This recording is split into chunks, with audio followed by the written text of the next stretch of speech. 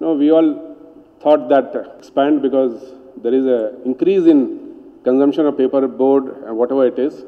Though people say that time is coming when paper will not be required. You're talking of paperless offices and all.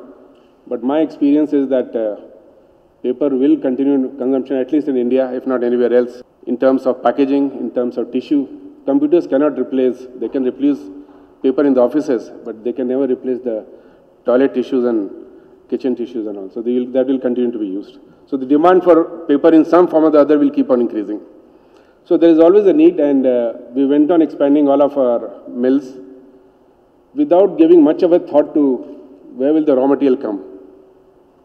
We did not do enough job of planting trees, and today we have learned it ourselves. For the first time, India has started importing wood in the country. Now the byproduct of that is the viability of the paper industry is come at stake. Secondly, it's also related to energy. We are incurring so much of transportation cost, shipping wood from Australia, South Africa, Vietnam, and things like that. Secondly, the wood which comes is debarked wood. Now, had that wood been grown in India, the farmers would have got more money out of it. A tree contains about 14 to 15% of bark. If you grow enough wood in India, the farmers get more money. The Indian economy gets more money. Now, when you get that wood into the pulp mill for doing that 14% or 15% of the bark which you get out of that can be fired in your boilers, thereby reducing your energy cost. Somehow we as a paper industry have not seen much of benefit on it, but I personally believe time has come. It's never too late. Even now we can focus more and more on increasing the percentage of renewable energy in our generation. Today, I've been working out, and with great difficulty, we are just about touching 50% of our energy requirement through renewable energy. Whereas some of the most efficient mills in the West are touching 65 to 70%. There's a big gap of 20-25% in the renewable energy. And that renewable energy will always be much cheaper than the fossil fuel. You'll also be reducing the impact on the environment.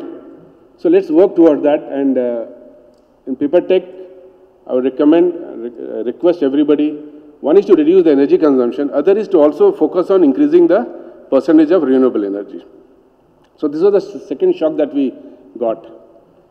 Third shock, it's not yet come, but I can see that coming in the next 5 years, is in the water usage. There is going to be a war over water in this country over the next few years. If you look at the weather pattern, what's happening, you get heavy rains in a very short period, and the rest of the years, at least I've been seeing, our mill is situated on the banks of River Godavari. And when we had started this mill 25 years back, the Godavari used to be, the water used to touch both the banks at least for 5 to 6 months in a year. Today, hardly during the monsoon, the 2 months, the water is touching both the banks. The flow in the rivers are coming down. The demand for water is increasing, the population is increasing, the cost of water is increasing. I've been meeting a lot of people from various industries, and they've been telling me that they are paying cost of anywhere between 40 rupees to 80 rupees per meter cube.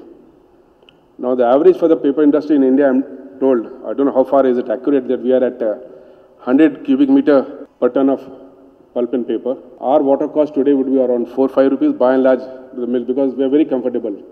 Imagine if government hikes up the rate of water from 5 rupees to 30 rupees.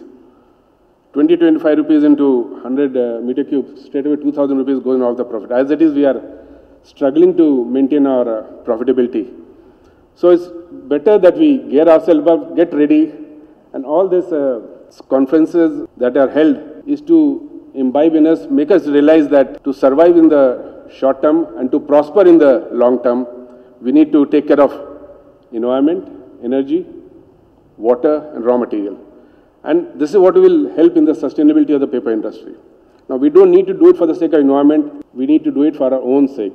If you reduce water, if you reduce energy, if you reduce your raw material consumption, reuse, recycle, you'll also be helping the environment. So, wishing you all the best in these 2 days, and I hope that paper industry will emerge stronger out of the end of the 2 days seminar. Thank you very much.